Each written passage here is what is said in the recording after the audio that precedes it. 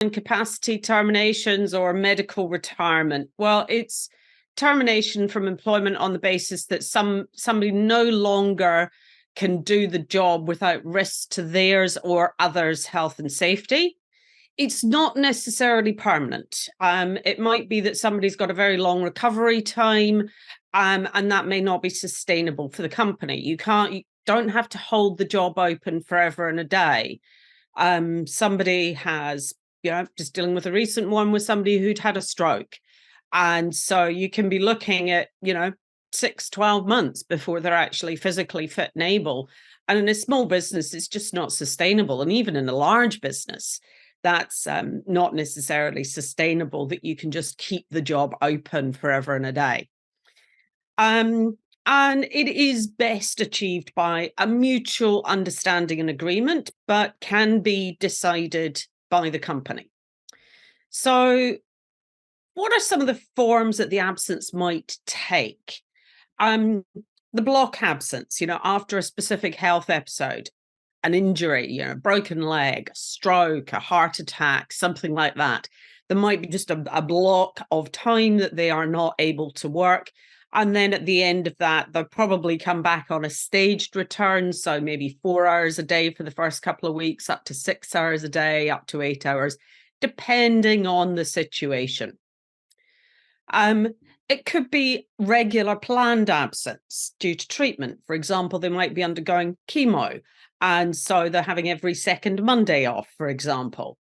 So, these are situations which can arise. Or it could be regular unplanned absence due to health. So they might have mental health issues or things like that, where it's erratic and some days it's good and some days it's bad. And so this is kind of the forms that the absences might take, but they do create a health and safety problem. So the health and safety considerations are, first off, can the individual do their job safely? So if they've had a physical injury, then you're looking at things like, are they able to lift heavy weights? Do they need to as part of their job? Are there adjustments that can be made? So, for example, if somebody has had a back injury, then it might be that they can't sit at a desk continuously without moving. So they need to maybe have a stand-up desk, or have regular breaks so they're standing up on a regular basis to move their posture. And I do remember there was I had a gentleman who had a physical issue and had been told that he needed to take micro pauses every hour. So his micro pause was to go down to the local dairy every hour to go and get himself a muffin or a coffee or whatever. It's like, no, a micro pause is, there we go. That's a micro pause, change position.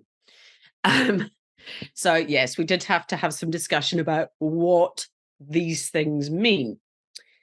And the other thing that often comes in with this one, which is an interesting one, is can the individual do their job safely? If there's mental health issues, are they coping with the stress of the job?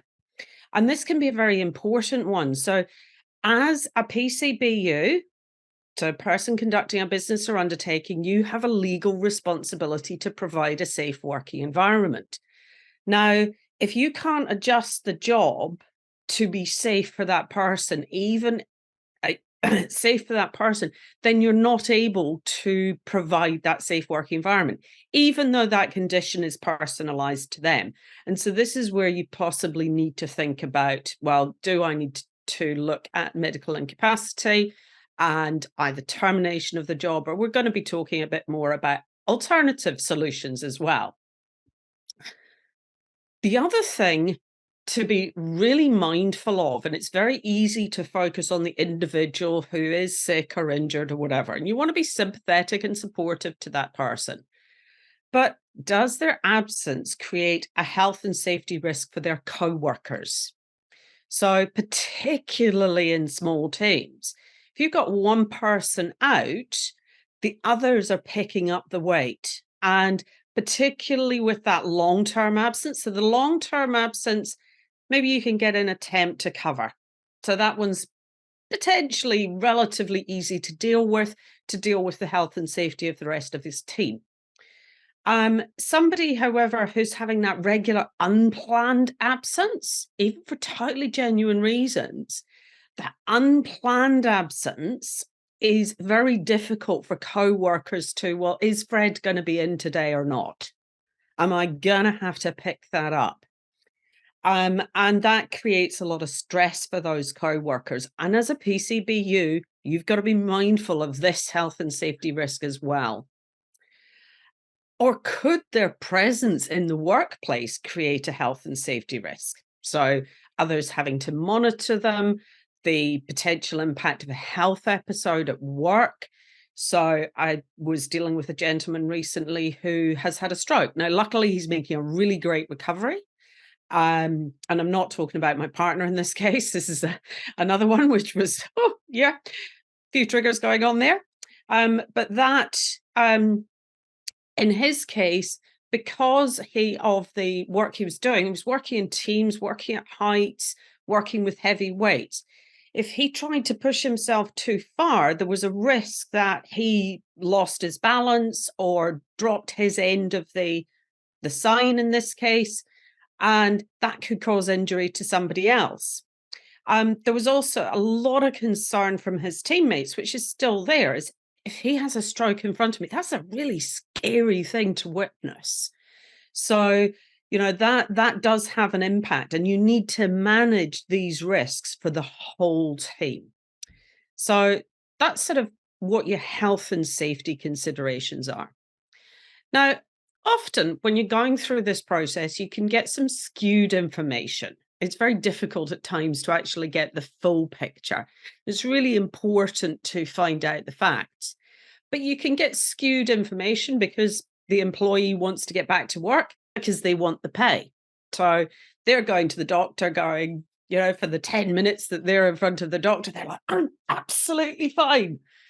And then you're working with them for 8 hours a day and you know perfectly well they're not fine. They can act it for 10 minutes, but they can't hold it for a whole 8 hours. So, but they want to get back to work to get the pay. So that can create skewed information. The employee doesn't accept their limitations, particularly if they've had an unexpected health event.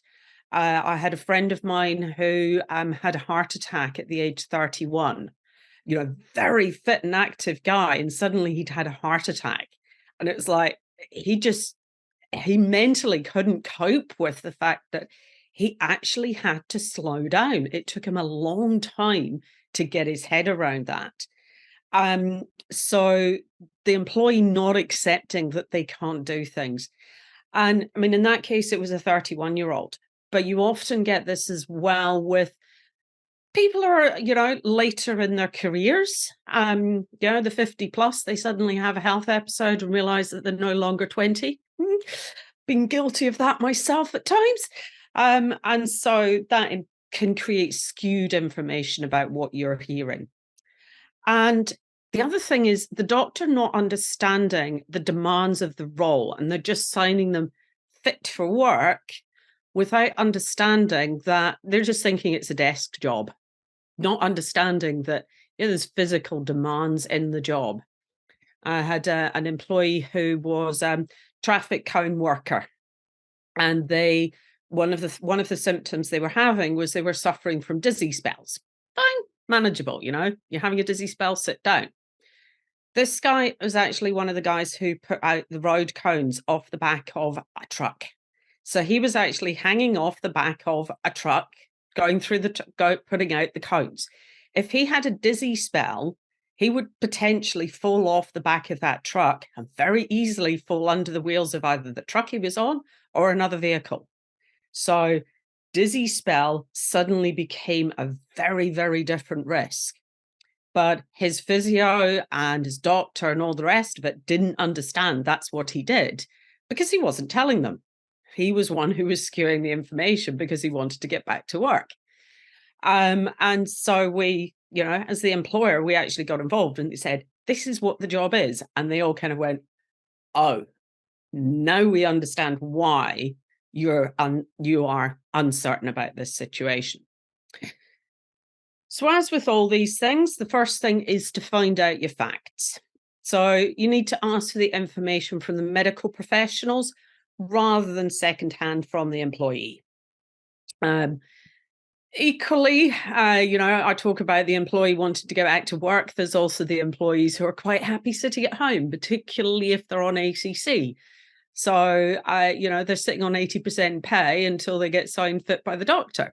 So, hey, I wouldn't mind sitting at home on 80% pay for forever and a day. But, actually, I'd probably get bored. But there we go. You need to get the information from the medical professionals, not secondhand. So you meet with the employee first to lay out your concerns and ask for that consent for release of medical information, and then write to the doctor laying out your concerns, perception of the demands of the job. And there's templates for all of this stuff on the website. And also give me a call because it can be quite a difficult one to navigate. But again, it's as with everything, it's about stepping through the process. And there's other reports that you can get, not necessarily just from the GP. You can get an occupational health assessor to come in and do a workplace assessment. Now, sometimes ACC or whoever may be able to do that for you, but you can also get your own independent one. Costs vary. At a punt, I'd say about $500 probably for that, for a workplace assessment.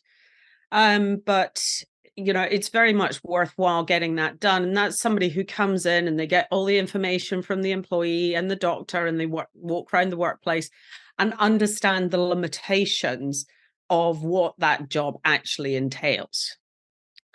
An occupational physician. Now, this is somebody who's slightly different. And this is quite useful if you've got a medical issue rather than a physical issue. So physically, somebody has damaged their back, there are physical limitations. So, adjusting the desk or adjusting what tools they use or how they use them, that's a very obvious physical thing. An occupational physician, they are actually looking if somebody's had a health condition such as a stroke or a heart attack. They're looking at more at the cognitive abilities of the person. So that can be a very useful report to be getting, depending on the situation. You can ask them to go and see your doctor, not just their own doctor. And remember, you don't have to accept a medical certificate saying that they are fit to work. It is, as the PCBU, it is still you who takes on the responsibility for the health and safety if things go wrong. And if you're not actually convinced, then you actually not only can challenge it, but in many cases should challenge it. We had a situation recently with one whereby we'd asked for information from the doctor. The doctor had said, no, I'm not prepared to provide that information. You'll have to speak to somebody else because I'm not qualified to. And then a week later, we get a medical certificate from that same doctor saying that this person was fit to return to work, coincidentally on the day that his holiday pay ran out.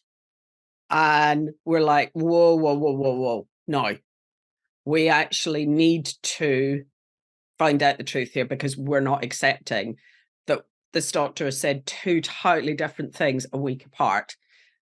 So, yep, in that case, we did get the occupational physician involved. And we have got much more detail about what is and is not possible. And if somebody is on ACC or they've got a healthcare team, get involved with those people, get your input in with the company concerns and get the answers that you need so that you've covered your back. If, for them coming back to work, you understand what is actually going on.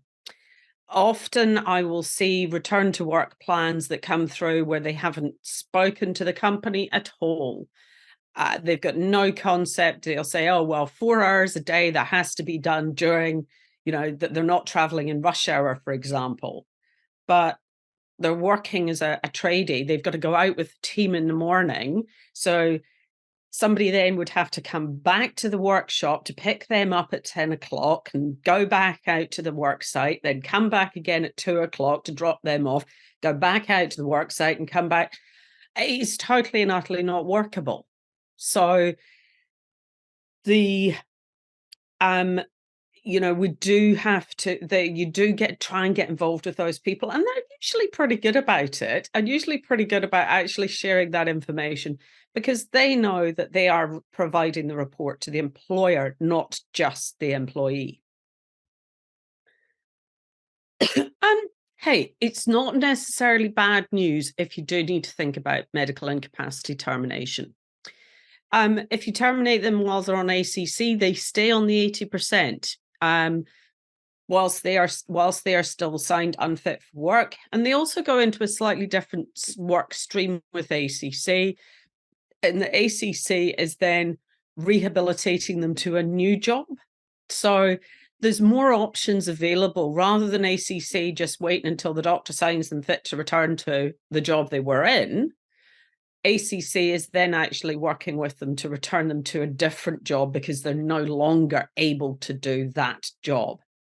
So, their pay is covered and potentially they're going to be retrained. It gives them the time and space to heal properly. And hey, there's a reality. We only have 10 days sick leave in this country. If you get a major illness and you don't have insurance or whatever, it takes a long time, and that the financial toll of not having an income is huge. Whereas if you terminate somebody on medical grounds, then there's far more things that they can potentially access. So, for example, I have health insurance, but it only kicks in once I've been out of work, or in my case, not able to earn an income for 8 weeks. So, whilst I'm still employed, then that is potentially prohibiting that from kicking in. There's also WINS benefits available far more easily and readily if you're no longer in employment, which become much more difficult if you are in employment. So it gives them time and space to heal without worrying about coming back to work. And worrying that they are letting their teammates down can also be very, very stressful for the employee in this situation. They want to get back to work. They want to actually be part of the team. They know that there's pressure on the rest of the team whilst they're not there. And that can be very stressful, but releasing them from that pressure can actually be a very positive thing for them. It's not about throwing them out forever, but it is about saying, hey, right now, you need to concentrate on you. We need to concentrate on us. And hopefully at some point in the future, those two can reconnect. And there are some alternative solutions. So agreeing a period of absence, so particularly for those erratic absences, agreeing that they're going to take 3-month leave of absence. Becomes much easier to get fixed term cover. They're concentrating on their own mental health. They know that they've got something to come back to in 3 months. They could take a mortgage holiday or whatever for that period. And so those things then becomes a far more manageable thing. The erratic absences in particular are quite difficult to deal with. You could potentially change their role to lessen or remove the impact on other team members in the event of absence. So we had an employee who we actually ended up in a disciplinary because his performance was dropping off. He was starting to suffer a lot of Monday-itis, all that sort of thing. All looked fairly standard sort of skyvitis situation. But we brought him into a disciplinary, and he broke down in tears. And he admitted the fact that he was awaiting a kidney transplant. He was currently going through dialysis. He was having the treatment on a Friday evening in order that he had the weekend to recover before Monday morning, but the recovery was taking longer, hence the Mondayitis. But he hadn't told anybody at work because it was the only place he was still healthy. So what we did with him was we moved him into a different role where he could work from home. So in that role, he was customer service. So if he wasn't there, somebody was having to change job and do his job. So we moved him into a job whereby he was working remotely. He was the tasks he was doing, if he didn't do them today, waited until tomorrow, it didn't matter. And it didn't impact other people. So we removed the stress on the rest of the team. We still didn't tell anybody what was going on with him. So he maintained his confidentiality around that. But we removed the stress on the rest of the team. Demotion to a lesser role. So particularly in high stress jobs, if there's a lot of stress and pressure, I had one employee who was working as he was a site supervisor. He was suffering from some mental health issues, and he was a great tradie and he was great on the tools, but the staff management, it was just stressing the bejesus out of him. And in conjunction with the doctor, so the doctor said, you should not be a site supervisor. Slightly unusual situation. He actually asked me to go to the doctors with him. And the doctor sat there and said, he should not be a site supervisor. You need to stop that job tomorrow. And so we agreed to move him back to on the tools. And he was far happier and far better position. Yes, we reduced the pay accordingly, but it was the balance between, hey, you can't cope with this and you're not going to cope with this. And for the extra $2 an hour, is it really worth your health? Reduction to part-time, either permanently or for a temporary period. Again, it's about lowering the impact on the individual, but also lowering the impact on the rest of the team. So these are all options that you have as alternative solutions. And flexible working arrangements. So, with the guy I talked about earlier with kidney dialysis, is having flexible working arrangements where they can work from home. But also just with that one, just be a little cautious about the risks of somebody working solo. If they've got some condition which may mean that they could collapse, are they working from home where they're not going to be around people? So epilepsy would be a sort of one that immediately springs to mind there. So do they have some kind of alarm system, one of those St. John's alarms or something like that? Just these are sort of things you might need to think a bit more about. And what are the goals in the process? When you're going through a medical retirement, your aim is to have a dignified solution, which now that needs to be dignified for the employee themselves, but also for the observers, the co-workers. If their co-workers feel that person's been treated well, they'll look really well on you. But equally, if the co-workers think that person's been treated really badly, that can have a really negative effect on the culture of your business. And mutual agreement. Ultimately, after you've got all the information and you've still come to the conclusion you cannot provide a safe working environment, as an employer, you are allowed to say, we believe this risk is too high for us, and therefore we are terminating your employment on medical grounds. Ideally, you want to get to a point of a mutual understanding and agreement, but every so often you can't get there and you do have to impose your decision. As long as you've got all the information, all the medical professionals' information about what is wrong, and you've concluded that's the situation. And you need to ensure that you fulfill your health and safety obligations to all your staff. And this is really critical. We tend, as I said at the beginning, we focus on the one person who is ill without actually realizing the impact on the wider team. And that's really important that you remember that impact on the wider team. So that is, I'll just stop my share. That is my question. I've got a question here. Yeah, so that's just from any questions from anybody on this one. So, Hey, Lisa. Yeah, just, there was a question there, oh yeah. and it looks answered, but it wasn't. I just replied to Kim, but she asked, "What is your advice if the employee does not give permission for you to contact their doctor/ACC, and you have concerns that they are skewing the information?" So the situation there is, this is one of those situations where the employer can act on the information that they have available to them. So if you've asked for that consent, but they've refused to give it, then you can still come to a decision to say, well, based on the information that you've allowed to be available to me, we therefore are terminating your employment on medical grounds. So yes, you can still move forward, particularly if you've got concerns. In that case, usually what I recommend is that you document that in writing to the employee to say, well, look, you've refused consent.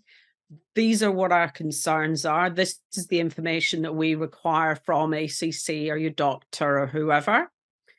And we are still considering termination on medical grounds because we don't have answers to these questions. Would you reconsider giving us consent?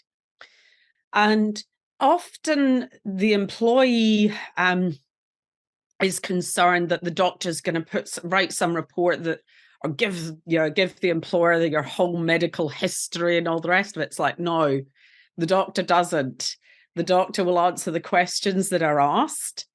They will share that report with the employee before it is sent to the employer.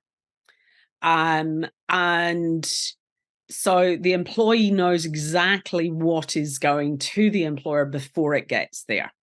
So, but often they think that there's far more information that's going to be provided than actually is. Yeah, nice. And I guess just getting everything in writing. There's always that thing that the paper trail really helps with from the employer's standpoint. I imagine just kind of proving that they've done all the due diligence to make sure that they haven't done somebody wrong in a situation like medical termination. I found comments that the reiterated comments around health and safety interesting because it's so true. It's not just the one person who's affected. You could kill somebody else if you do collapse and you drop something and it ends up being dropped on them. So, and I think that's a more of a open box, wider thinking sort of approach. Yeah. So yeah, good work as always. Yeah, it is very important that thinking about what's the impact of the wider team. And that particular guy, he worked on cherry pickers, and his co-workers were going, well, hang on a minute, what happens if he has a health episode either at the top of the cherry picker and I have to get him down, or he's at the bottom and I'm at the top and I can't get down? Yeah, really good example of a precarious situation for everybody. Yeah. So we're working through that one, but it looks like we're going to get that one resolved really well. So that is great. Brilliant. But there's some really big challenges that come with this, and it is just keeping the comms open, but thinking about that wider picture of you've got to consider the health and safety of everyone. Nice. That's a good way to summarize, I think. Good work, Lisa. The next event is on the 28th of July. And it's investigation meetings versus disciplinary meetings. So we're moving into that phase. But thank you very much indeed for joining us today, guys. And thanks again, Jordan. Sounds good. No worries. I'll be back in New Zealand by the time we get to the next one. So I'll be all snazzy again rather than blurred and sounding terrible. All right. Take care, guys. See you at the next one. No worries. See you later, guys. Bye. Bye.